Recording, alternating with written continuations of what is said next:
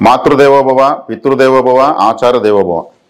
తంత్ర జ్యోతిష్యం అనేటువంటి ఈ వీడియోస్లో భాగంగా మనము వాస్తు అనేటువంటి విషయాలను కొంచెం సులభమైనటువంటి మార్గాల్లో ఎలా మనం ఉండాలి అనే విషయాలు మాట్లాడుకుంటున్నాము. అందులో భాగంగా మనం ఇంతకుముందు ఆగ్నేయము, ఈశాన్యము అనేటువంటి రెండు మూలలు ఎలా ఉండాలో మాట్లాడుకున్నాము, ద్వారాలు ఎలా ఉండాలో మాట్లాడుకున్నాము.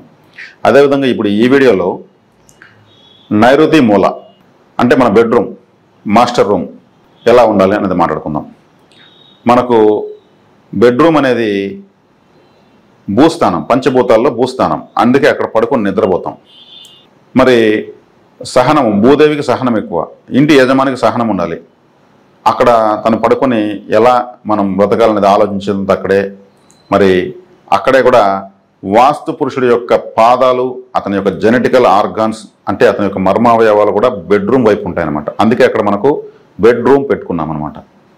అక్కడ ఏ విధమైన డిస్టర్బెన్స్ ఉండకూడదు. అలా ఉంటే భార్యాభర్తలకు గొడవలు వస్తాయి. ఫస్ట్ అక్కడ ఉన్నది ఎవరు? భార్యాభర్త. అక్కడే పడుకుంటారు కాబట్టి వారికి గొడవలు వస్తాయి. వాస్తు పురుషుడి యొక్క పాదాలు, కాళ్ళు బిగించినట్టు కానీ అక్కడ ఎటువంటి నిర్మాణాలు చేసినా కూడా ఇబ్బందులు వస్తాయి. ఏ విధమైనటువంటి కిటికీలు కూడా ఎటువైపు పెట్టాలో జాగ్రత్తగా పెట్టాలి.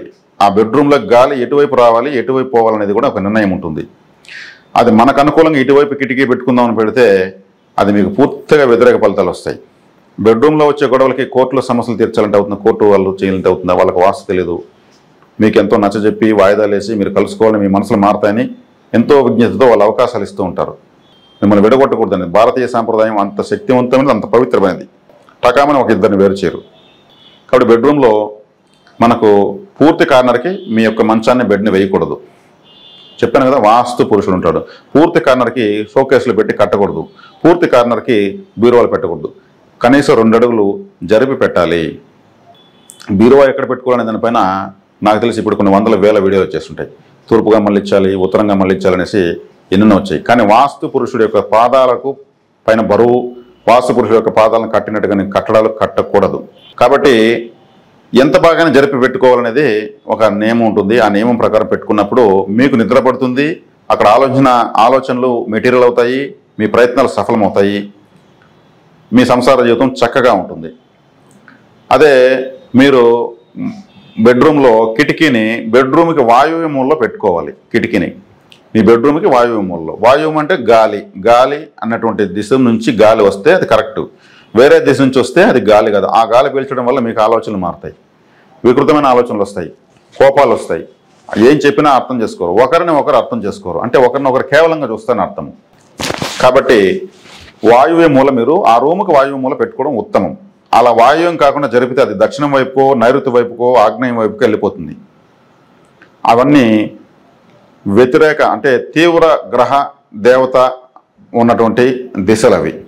వాయువ్య మూల ఆ రూమ్కి అన్నప్పుడు వీటితో పోలిస్తే చాలా సుకుమారమైనటువంటి ప్రదేశం. కాబట్టి వాయువు అనేది చాలా సుకుమారమైంది. కాబట్టి మీరు పీల్చే గాలి ఆ మూల నుంచి వస్తే బాగుంటుంది. అదేవిధంగా బెడ్రూమ్లో మీరు ఈ నలుపు సంబంధమైన రంగులు, ఎరుపు సంబంధమైన రంగులు వేయకూడదు. ఆఫ్ వైట్ ఆహ్లాదకరంగా, అంటే ఫుల్ వైట్ కూడా మీరు కొడితే కళ్ళు చూడలేవు, జిగేలు జిగేలు ఉంటుంది. తెలుపు రంగునే చూడలేము. అందులో సగం తీవ్రత తగ్గినటువంటి తెలుపు, ఆఫ్ వైట్ అంటారు దాన్ని, అలా వేసుకోవడం.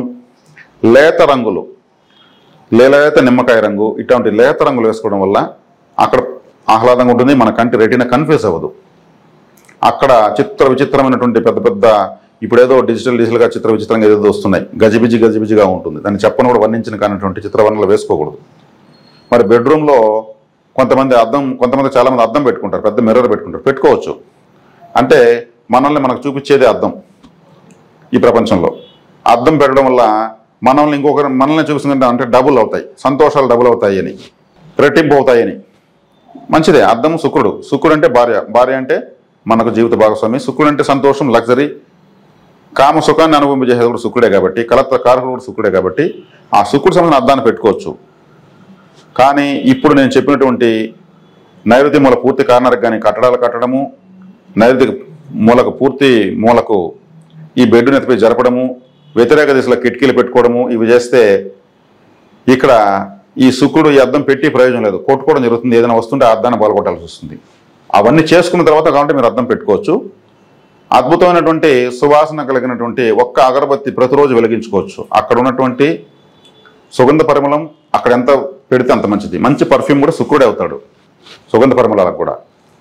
అదేవిధంగా మీకు ఏదో ఒక సమయంలో ఏదో ఒక చికాకు వస్తే కూడా ఒక కొబ్బరికాయ నైవేద్యంగా ఆ రూమ్కి పగలగొట్టి మీ బెడ్ కింద పెట్టండి. వారానికో నెలకో ఎప్పుడో కూడా అప్పుడప్పుడు కొబ్బరికాయ నైవేద్యంగా బెడ్రూమ్కి ఇవ్వండి. ఆ నెగటివ్ అంతా అది లాక్కుంటుంది. నైవేద్యంగా స్వీకరిస్తున్న రూము ఆ కొబ్బరికాయ చిప్పలను ఎక్కడైనా పారేయండి. ఎవరికి ఇవ్వకూడదు, మీరు కూడా తినకూడదు. అదేవిధంగా బెడ్రూమ్లో బూజు ఉండకూడదు. బెడ్రూమ్లో కాదు ఏ రూమ్లోనూ బూజు ఉండకూడదు, సాల పురుగులు ఉండకూడదు. ఇది జాగ్రత్తగా చూసుకోండి. నల్లని పెన్సిళ్ళు, పేనాలు, ఇంకులతో గోళ్ల మీద రాయకూడదు, పిచ్చి పిచ్చి గీతలు గీయకూడదు. ఇల్లు ఆలయం కన్నా గొప్పది. మనము ఇక్కడ మనదే కాబట్టి మనం క్రమశిక్షణగా ఉండము, అందుకే ఆలయాలకు వెళ్తాం. చక్కగా పెట్టుకోండి. ఎంత అందంగా మీరు బెడ్రూమ్ పెట్టుకోగలిగితే అంత అద్భుతంగా మీ యొక్క సంసార జీవితం ఉంటుంది.